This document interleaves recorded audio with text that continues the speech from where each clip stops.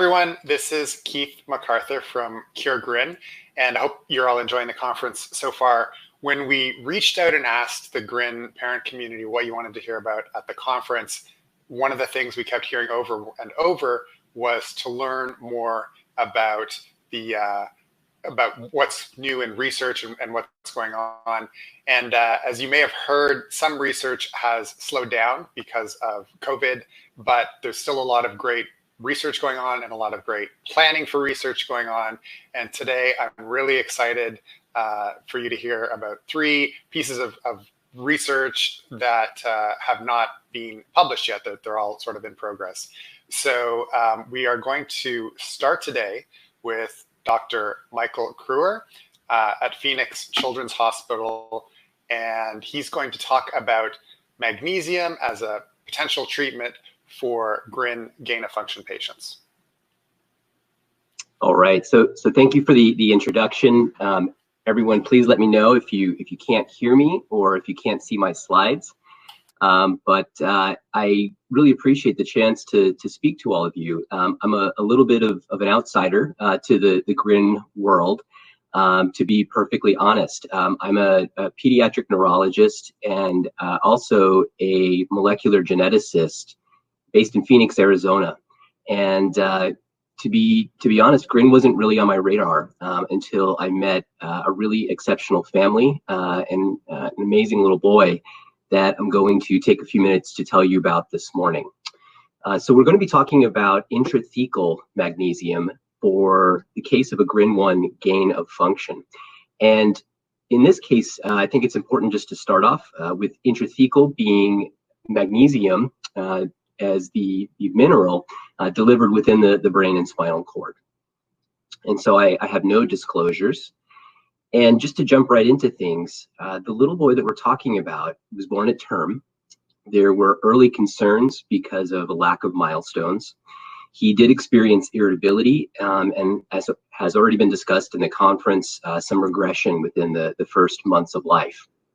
At age 6 months, he developed infantile spasms, particularly severe type of seizure syndrome with a characteristic pattern on the EEG called hypsarrhythmia. These spasms were treated with ACTH, adrenocorticotropic hormone, which is a common treatment for spasms, and he showed some transient developmental improvement as well as a cessation of the spasms. However, this progress seemed to be somewhat transient because he then started to again decline along with the emergence of generalized seizures. And really on a day-to-day basis, he had very slow motor and language development. He was very sleepy much of the time. When he was awake, there was irritability, his awareness was diminished, he had limited interaction and reduced purposeful movement. And so one of the more severe presentations of a GRIN mutation. Motor-wise, his head control was relatively poor. He did not sit, roll, or reach for toys consistently at the time that I started seeing him. And I got involved as a pediatric movement disorders neurologist and neurogeneticist in particular because he had some abnormal movements. And in treating this young man, a whole host of different therapies were tried, and these included very numerous anti-epileptic medications, a vagus nerve stimulator. And at the time of the trial that I'm going to be telling you about, his interaction was still limited. He had a lot of irritability that he experienced, and there were about 4 to 6 tonic seizures occurring per day still at that point in time. And so what piqued our interest in particular was that the nature of the boy's mutation had been detected by whole exome sequencing. So there was a mutation in the GRIN1 gene. It led to an exchange of one amino acid for another, a missense mutation, as you heard about earlier this morning. And this variant was something that was evaluated at the Center for Functional Evaluation of Rare Variants, which many of you in the community are aware of. And so in Stephen Trainellis's lab, Scott Myers and colleagues actually characterize the effects of this mutation in the laboratory. And they did this by using a cell type, xenopus oocytes or frog eggs, and introducing this GRIN1 variant into those cells. And you can kind of think of those cells as like an empty room that can be used to look at activity. And what I hope that you'll notice is that when they compared wild type or normal GLUN1 to the effects of this particular variant, they saw differences. And just to cut right to the chase, they found that a whole host of different properties of the channel itself really were not affected by this genetic variant, by this mutation. But they did find that this mutant GRIN1 was relatively insensitive to magnesium on the order of 7-fold. And what this would be expected to do was to result in uncontrolled activity or activation of that NMDA receptor. And again, this data is courtesy of our colleagues at CFIRV. Although they shared this data with us, the subsequent clinical decisions that we made were made by the team in Phoenix alone. And so we started to think about this and really ask the question as to what effect this seemed to be having. And if you think about the NMDA receptor at a simple level, it's kind of like a bathtub with a spout at the bottom or a plug, and water or current, in the form of sodium and calcium ions, will flow through freely through this receptor, this channel. But magnesium acts normally as a plug, and with this mutation actually affecting the sensitivity of the NMDA receptor to magnesium, it was predicted to lead to current and to electrical activation, if you will, in an uncontrolled way. And so we started to think about this, and initially the first thought that we came up with in talking to the family and some colleagues was that perhaps we might just try something as simple as magnesium. And this could be available potentially from your local pharmacy. However, when we started to really delve into the literature, we found that there were studies that had looked at this. And there were a number of studies that had shown that taking magnesium orally or by mouth really didn't seem to affect the amount of magnesium within the brain and the spinal cord to a great extent. And what's more, we came across this paper, which was published in the British Journal of Anesthesia, where they showed that cerebral spinal fluid levels, the fluid that surrounds the brain and spinal cord, the levels of magnesium didn't change in patients that were given high dose magnesium infusions through the veins. And so what this really suggested was that even pumping a person's body full of magnesium through an IV might not be enough to actually cause a substantial change in cerebral spinal fluid levels, and might not be enough to make a change at the level of the brain. And so, prompted by discussions with the family, for whom I give a lot of credit for helping this work move forward, we started to think about the possibility of actually delivering this medication within the brain and spinal cord. And this so-called intrathecal administration was something that we started to seriously discuss. In fact, this is done in clinical practice during spinal anesthesia. It's given for pain control. There have been other applications. Neurosurgeons have used magnesium infusions into the central nervous system, into the cerebral spinal fluid for patients with subarachnoid hemorrhages. And so this had been done, for some time and had been done relatively safely. And so what we ended up doing was discussing this extensively with our institutional review board, the ethics committee, if you will, at Phoenix Children's. It was decided that this was not research. This was really off-label treatment. It was using something that is used for other purposes, potentially for GRIN1. And so this is our little guy here, admitted at the beginning of the process after having a catheter placed into the spinal column to allow the administration of magnesium directly into the spinal fluid that bathes the brain and spinal cord. And this is him after he was admitted to the pediatric intensive care unit. And we hooked him up to a whole bunch of different monitoring devices, both standard monitoring devices, as well as intensive neurophysiologic monitoring devices that allowed us to look at a whole host of different body functions while we actually proceeded with this trial. And so essentially what we had here is something that is sometimes discussed in a rare disease context, an N of 1 trial design. And so you can see my fellow at the time, Dr. Jennifer Heim, as well as visiting Fulbright fellow, Dr. Michael Fahey, there in the picture. But we adopted kind of a bedside vigil. And after carefully designing this study, we implemented this N of 1 protocol, where for the first day, we just collected baseline data. We just looked to see at normal brain function collected through this intensive monitoring to get a sense of how our young patient was doing to start. The next day, we introduced and initiated this intrathecal magnesium infusion, and the amount of magnesium that we infused was calculated in a dose escalation fashion. So we gave a low dose and then a slightly higher dose and a slightly higher dose. On the third day, we actually allowed him to recover completely, but did a monitored ketamine infusion as well, which I don't have time to tell you about. On the fourth day, he went home.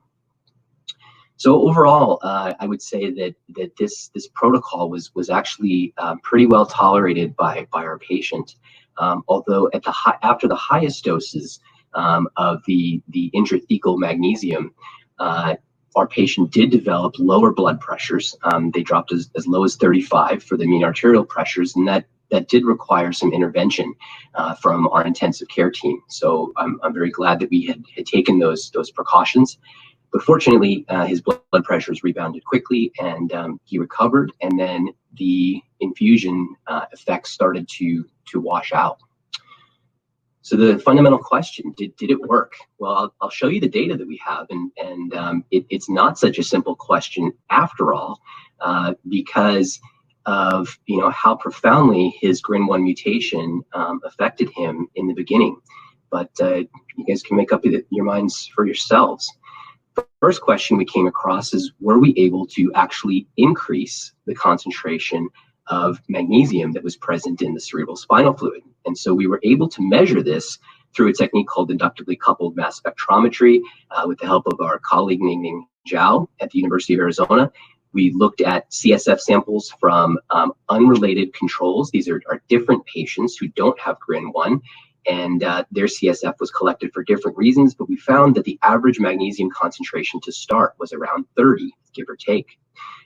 For our little guy, we noticed that his was also around 30 the day before we started this protocol.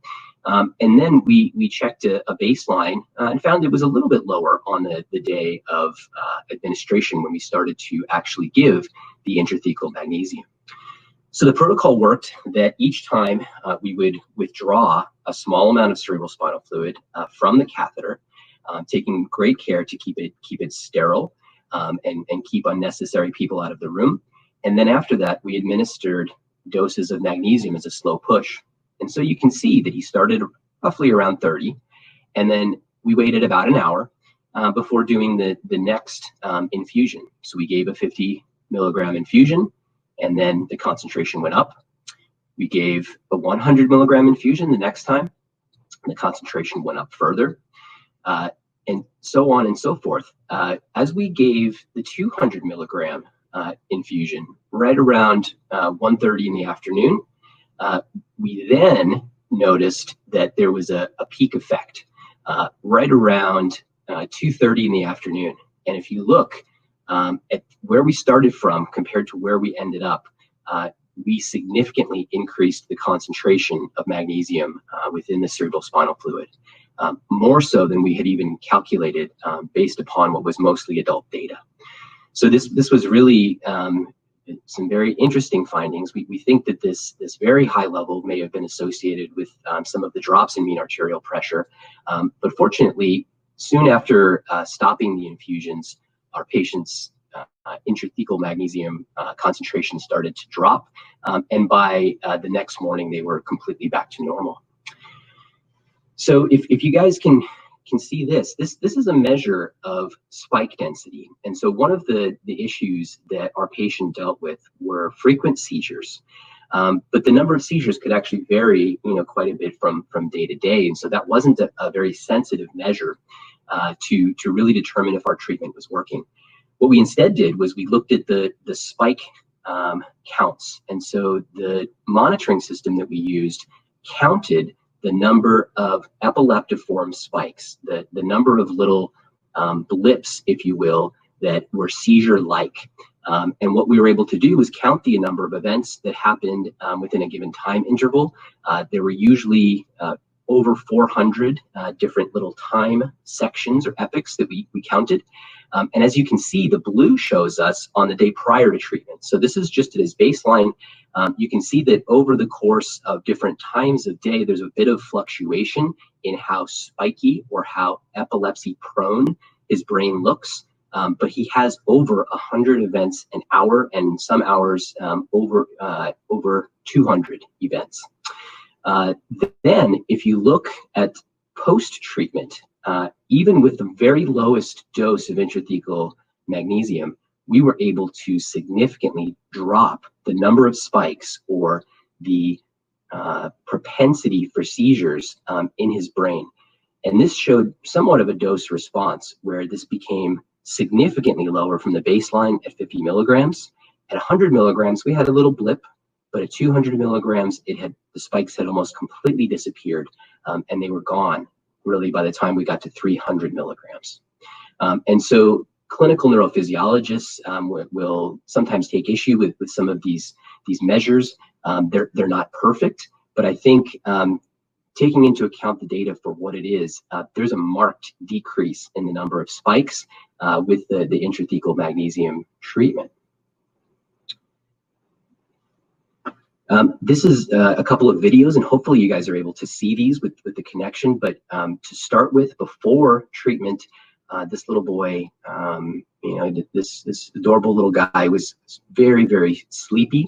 And when he was awake, he was often irritable during the day, as I mentioned. Even with attempts to rouse him, it was sometimes difficult to get him on very much.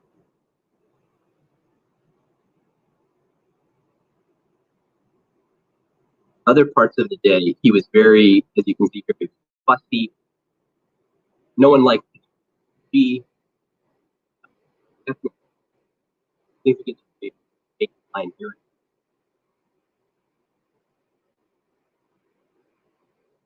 It was pretty prior to treatment.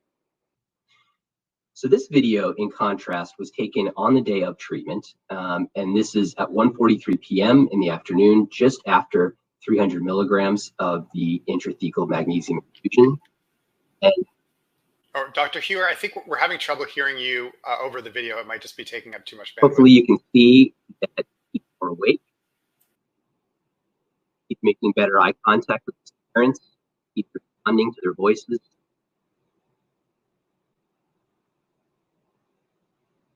And these things are difficult to quantify. But we wanted to show the videos because it was our impression there was a qualitative for this.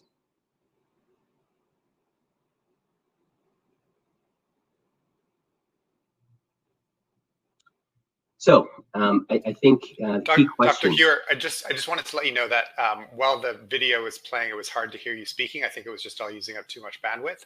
So if there's anything you just want to repeat during that last video, especially, that would be great.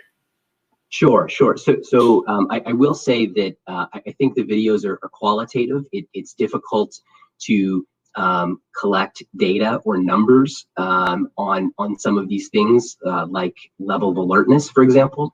But hopefully the videos were able to show you at least representatively before treatment compared to after treatment what some of the qualitative aspects of his response were. And as far as questions go, I think a whole host of questions remain. One is, number one, did it work? I mean, I think we were able to, diminish the amount of epilepsy-prone spikes that we saw on the EEG, and this was highly statistically significant. But what does that translate to in terms of meaning and in terms of quality of life? I think that's a huge question. This boy was significantly developmentally delayed, and although we saw some potential benefits during the time of treatment, what would that translate into long term? Another question, that the goal CSF concentration, it seemed, at least based upon the response and the clinical and neurophysiologic data that we collected, it was about 3 times normal. So can that be sustained without side effects?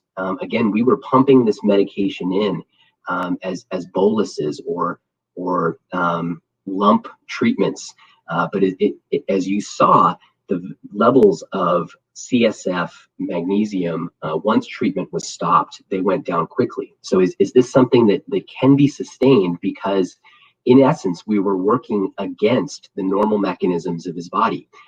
His body doesn't realize that it has a GRIN1 mutation. It tries to maintain a normal level of magnesium at all times. And so we're working against that in order to try to control the effects of the GRIN1 mutation. Fundamentally, is intrathecal magnesium, it's obviously invasive.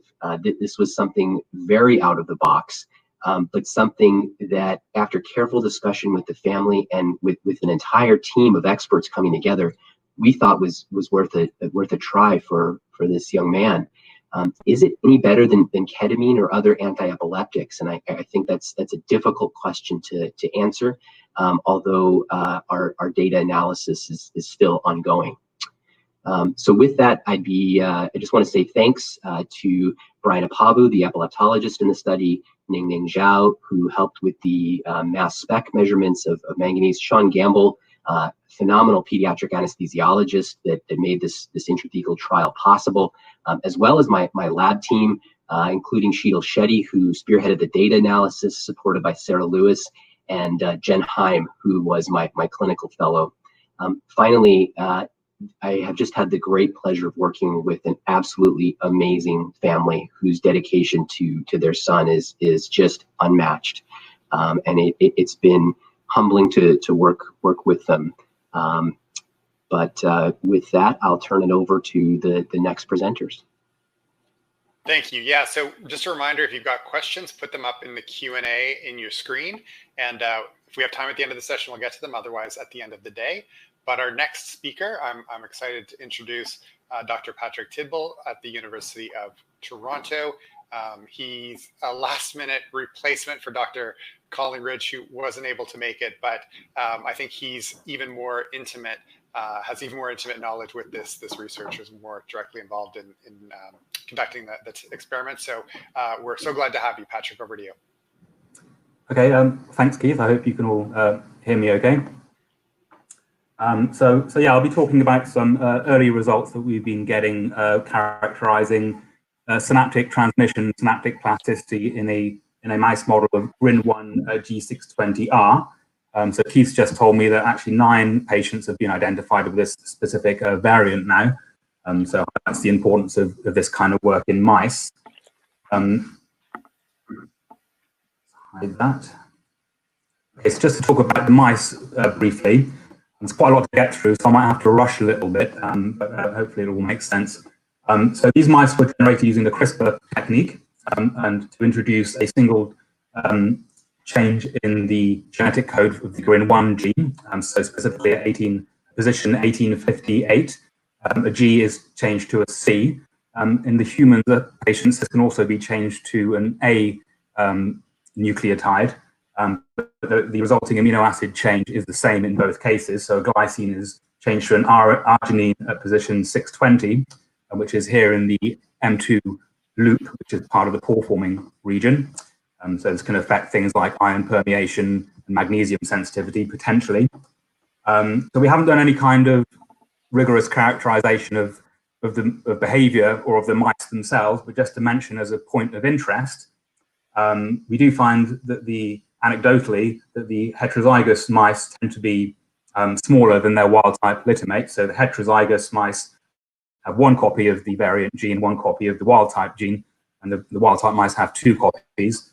And another point of interest is in our breeding pairs. So we've put two, like a male and a female heterozygous mouse together as breeding pairs.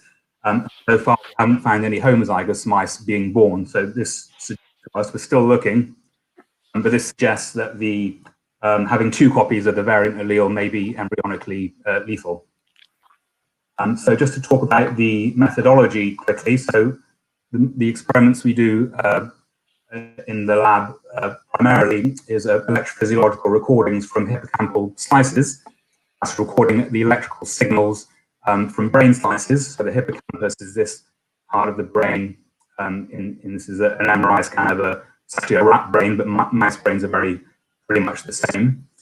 So this just illustrates where the slices come from. So we make thin slices and we can keep them alive in a physiological solution to keep the cells alive, and we can stimulate this synaptic pathway called the shaft-collateral pathway with a stimulating electrode and record the corresponding synaptic responses using a recording electrode. So there are two types of responses I'll be showing today primarily.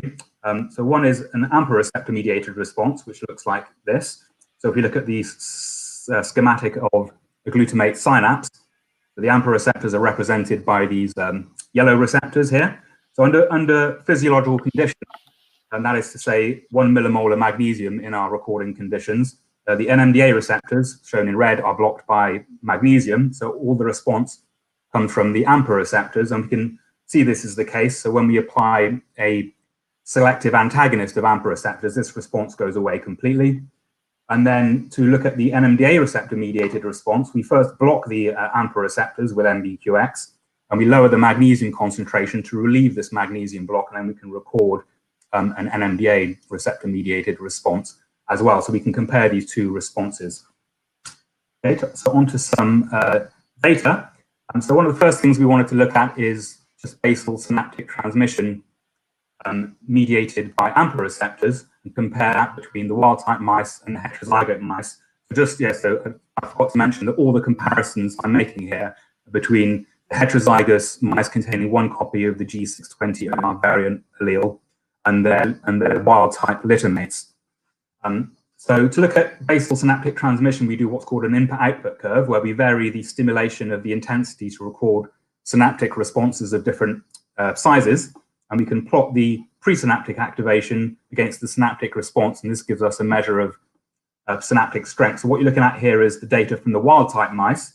If I add on the heterozygous mice, which I'll be showing in blue, we see there's actually no difference at all in the AMPA receptor-mediated transmission. And just as an aside, really, we also want to do more kind of imaging type studies looking at brain anatomy and neuron number and that kind of thing. This is a very preliminary image. We just did this just the other week. But this is Nissl staining, so looking at staining specifically the neurons in the hippocampus here, and we find at least visually there doesn't appear to be any difference really in terms of gross anatomy or neuron number. So the take-home message from all of this is that basal synaptic transmission mediated by AMPA receptors and gross brain anatomy are similar in the heterozygous mice and the wild-type mice, which suggests that the heterozygous mice don't have any significant deficits in terms of high-level brain development and neuron number and synaptic connectivity, at least in the hippocampus. This may be applicable to the rest of the brain as well. Okay, so we can do the same test for synaptic transmission, but this time looking at NMDA receptor responses. And here we do see a difference. And so we find that in the heterozygous mice, there's a significantly reduced level of NMDA receptor-mediated transmission. And we can also look at this in a slightly different way, but it's essentially the same result, looking at the ratio of the AMPA receptor-mediated response to the NMDA receptor-mediated response in the same slice. In the wild types, this is what it looks like, and obviously visually you can very clearly see that relative to the AMPA receptor response, the NMDA receptor response is very much reduced in the heterozygotes. So we think there are really two main possibilities to explain this reduced NMDA receptor-mediated response. One is that there are simply fewer receptors at synapses, but that they contain primarily the wild-type GLUN1 subunit, or alternatively, there could be a similar number of receptors, but some proportion of them contain the variant subunit, which somehow changes receptor function and reduces the current passing through the receptor. So one thing we're doing to address this is look at protein levels. So far, we've only looked at total protein, and we found there's no difference in the hippocampus of the wild-type mice and the heterozygous mice. So this suggests there's no deficiency in producing the protein subunit or the GLUN1 subunit itself from the DNA. But we want to go on to look at cell surface and synaptic expression of GLUN1 as well. This will tell us if there's any kind of trafficking deficiency to the synapses, which we suspect there probably is. And so something else we can we looked at is that we know from literature, so I think this is from Steve Traynell's group, that if you express the variant receptor in a recombinant system, so Xenopus site, with either GLUN2A or GLUN2B, there's a reduction in the magnesium block, so change in the sensitivity to magnesium.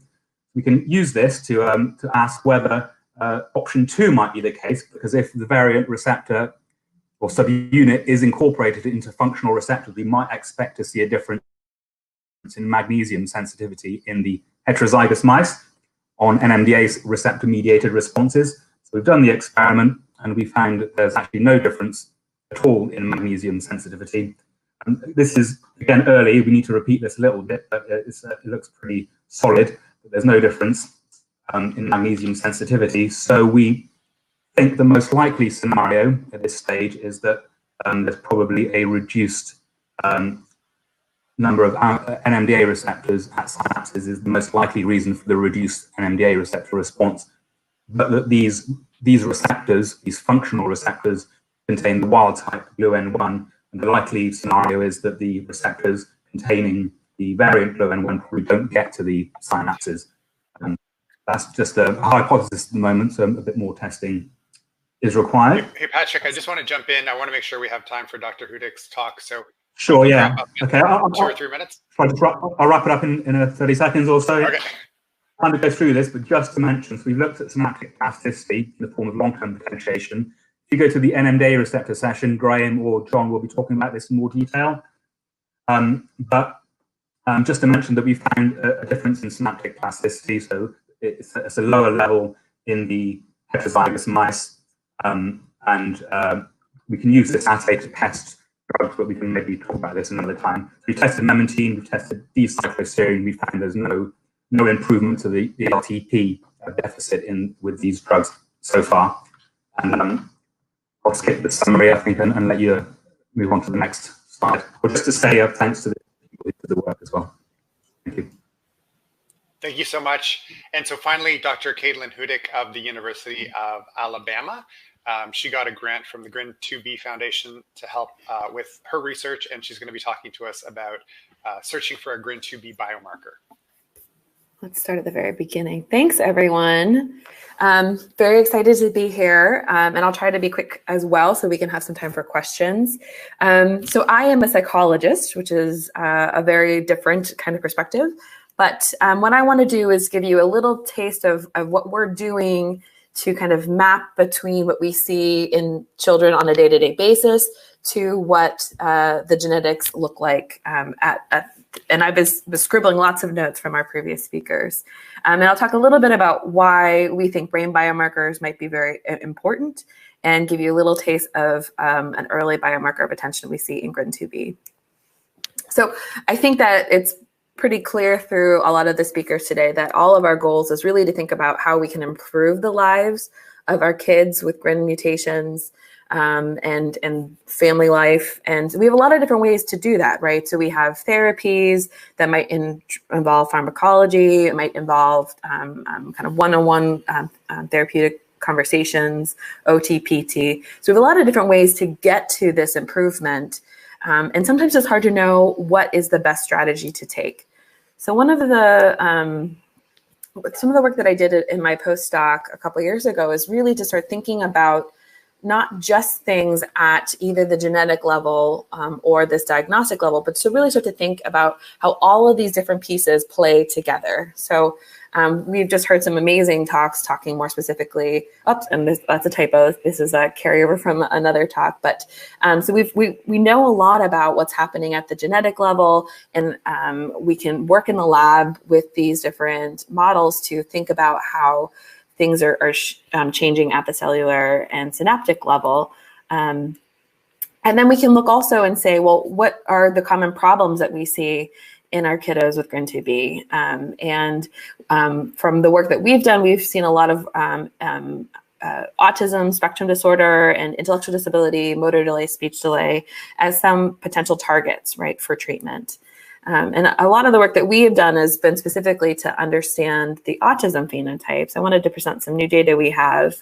So we've been looking at kids that have GRIN2B mutations, but then children that have other mutations as well. And this is a very complicated figure, but I wanted to show you this because we can look at a lot of different item levels and understand where there might be strengths. So the areas in which these little green triangles, which are GRIN kids, are closer to the center of the circle, indicates areas in which they do not necessarily have as many endorsed problems as some of our other children with autism or other mutations.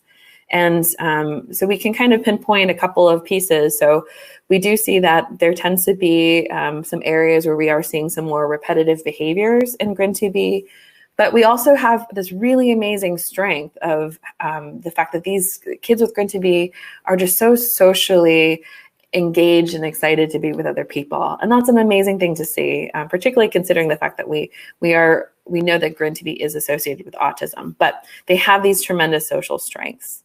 And this is just another way that we've highlighted that. So what our job is to try to think about, well, what's missing here? So we can look at the cellular level, and then we can look at the behaviors that we're diagnosing at this kind of overall level.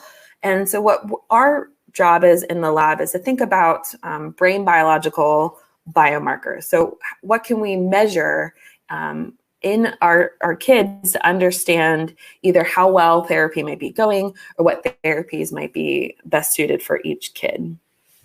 So why EEG? So that's the technology that I use. And we're not going to dig into the specifics, but clearly there's a tremendous role for GRIN2B in brain development, and particularly how it's modulating the synaptic response.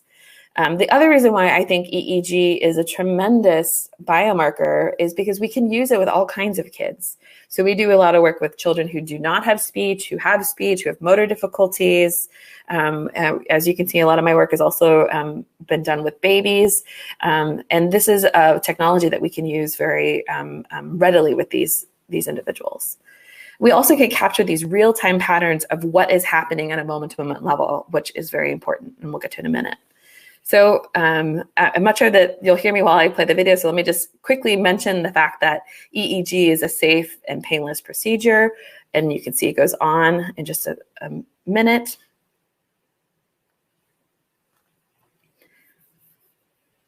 And so what we're able to do is take each of these different sensors and record that ongoing brain measure.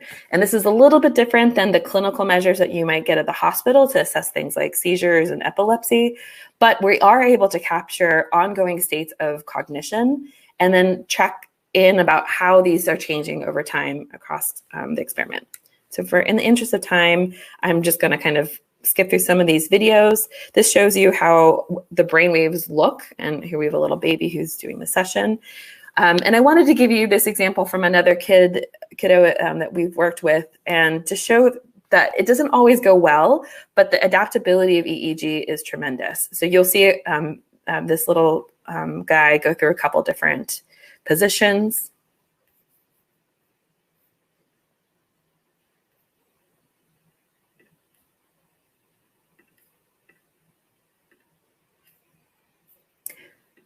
And this is kind of like the highlight reel of the tricky times, but this guy did an amazing job, and we were able to, despite the challenges that he was having in the moment, and he was testing for about 30 minutes or so, we have a lot of tremendous data. So we work with each kid to understand kind of where their limits are.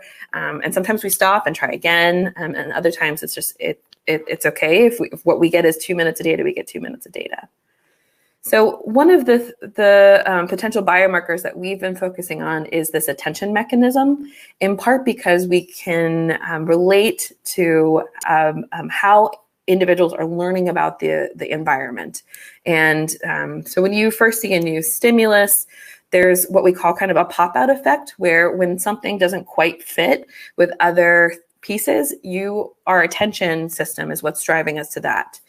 And if I showed you some additional pictures that are very similar, hopefully you're actually getting better and better at picking out where that pop-out effect is. So one of the things that we're tracking is, what does the attention system look like overall, but then also how is it changing? And are you getting better at this response? So from our work in autism, we know that we see this larger response in autism, and the primary biomarker that I'll talk about is this P3A component. So what you can see here is that it's a little bit taller than in our controls. And so what we do is we look at the overall response, which is the red line down here at the bottom, and then we look at all of the times that children and infants hear these different sounds, and we track how each of those change over time. So this is basically all of those responses laid out over the course of the experiment. So we know in autism that this is an enhanced response. And when we look at GRIN2B, we actually see that we have an even greater enhanced response to our kids who have autism but do not have a genetic mutation. So you can see that here based on the fact that this negative component is a little bit more negative, and this P3A response, which is positive, is a little bit more positive than our autism group. And so one of the things that we're doing is we're looking at these kind of ongoing processes over time. And so we only have, I think we have about 7 kids right now who've been through this study. And so what we're doing is tracking these differences. And we're seeing very little change over time in our GRIN2B group. These error bars are very large because we have so few kids. So really what we need to do is get more kids into the study. I did want to highlight some of the work being done by our undergraduates, actually. It's been really empowering to work with medical students and have them key in and start to recognize and be engaged about learning about how different phenotypes look for kids that have mutations. So one of the things that they noted in their analysis was that our nonverbal IQ seems to have this interesting trend. So the P3A is not related to verbal IQ, but it might be the case that we have this bigger attention response specifically in the kiddos that have a lower IQ. So lastly, I just wanted to kind of plug the work that we're doing. So we are funded by the GRIN2B Foundation, and we're calling this the BioGene study, so the biomarkers of genetic etiology of neurodevelopment. And so our ultimate goal is to find these biomarkers that we can use to develop and test treatments, so to understand the efficacy. So we are currently looking for 25 children, and we're a day or two away from starting before COVID hit. So we have some families that we're going to hopefully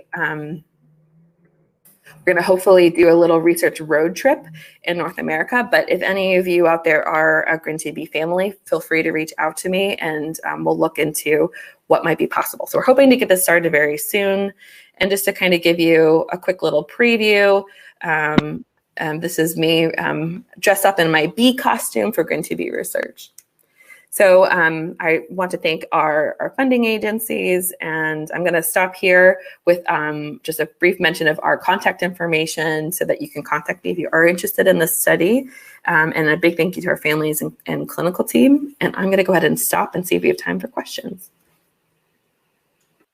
Unfortunately, I don't think we're going to have time for questions because the next session's about to start, but I do want to thank Dr. Hudac, Dr. Kruer, and Dr. Tidball for these amazing presentations. There's so many great questions in the Q&A, so you guys, I think, can still see them and may be able to answer them there if that window stays open.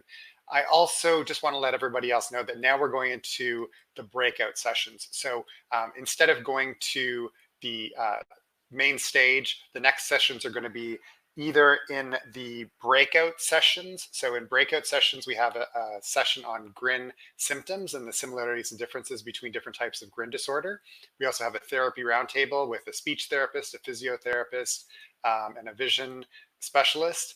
And then in another segment, I think it's going to be in the chats and meetups section, we're having our first sibling chat. So this is a place where siblings of people with GRIN can go and meet with each other in an informal setting.